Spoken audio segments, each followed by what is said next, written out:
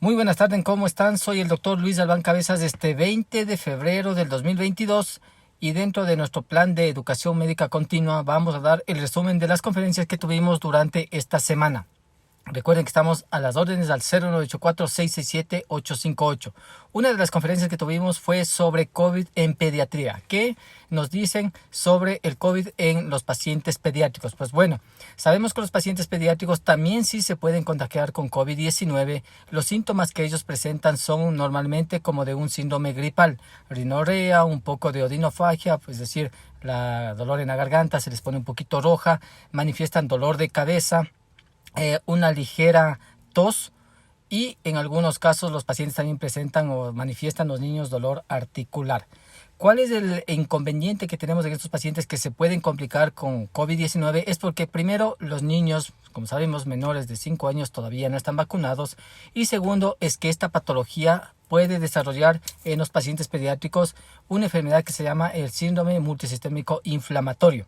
Y estos pacientes que presentan esta patología, o PIMS, que se conoce por su nombre en inglés, el síndrome inflamatorio multisistémico pediátrico, se manifiesta en los pacientes pediátricos con lesiones a nivel de la mucosa, es decir, de la boca, adenopatías a nivel de los cuellos, se ponen los ganglios muy grandes, exantema, es decir, erupciones en la piel, en toda la cara, en el cuerpo, unas lesiones tipo rojizas, tipo pápulas, máculas.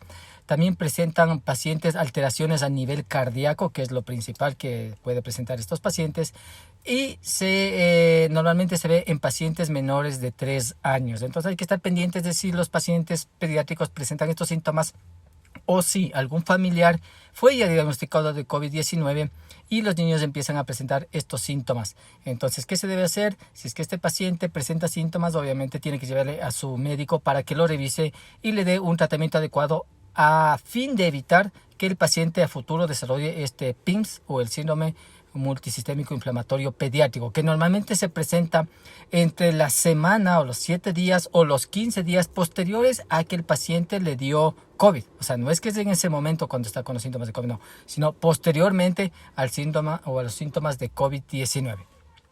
Esa fue una conferencia. La otra conferencia que tuvimos fue sobre esteatosis hepática o hígado graso, que es una patología muy frecuente. Se dice que aproximadamente el 25% de los pacientes a nivel mundial presentan esteatohepatitis o esteatohepatosis o lo que se conoce normalmente como hígado graso.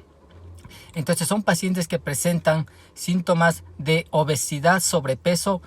Un factor de riesgo en los pacientes adultos hombres es que el diámetro de la cintura sea más de 102 centímetros. Ese es un factor de riesgo. Y en las mujercitas, un diámetro de la cintura de más de 88 centímetros. Estamos hablando que es un paciente ya que tiene un factor de riesgo. Sumado al sobrepeso, la obesidad, hacen que el hígado tenga que trabajar más. Se oxida más estas sustancias o estas saturaciones grasas, digamos, el tejido adiposo que se va acumulando en el hígado y va haciendo que el hígado empiece a tomar una forma como de un balón, pero este balón lleno de grasa en el interior del hepatocito. También se produce un proceso metabólico que hace que empiece a oxidarse la célula, el hepatocito, y el hígado empieza a dañarse. Como el hígado trata de repararse, empieza a producir mucho tejido fibroso. Y posteriormente, si no se soluciona este problema, que por lo general es por una mala alimentación, el paciente termina con una fibrosis hepática. Si esto continúa, el paciente puede desarrollar incluso una cirrosis hepática, es decir, ya una alteración completamente de la estructura anatómica y fisiológica del hígado que puede conllevar o terminar en una encefalopatía hepática. Entonces, los factores de riesgo de estos pacientes son que pueden desarrollar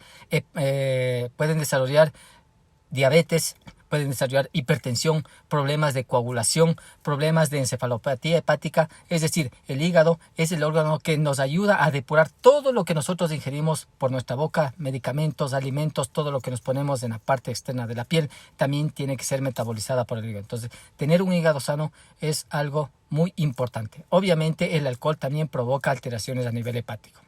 Entonces, como ven, son dos temas muy importantes, el COVID, que seguimos obviamente preparándonos constantemente, y también el problema del hígado graso. Entonces, son temas muy importantes y espero les guste esta información. Recuerden que estamos a las órdenes al 0984-667-858. Muy amable y será hasta una próxima ocasión.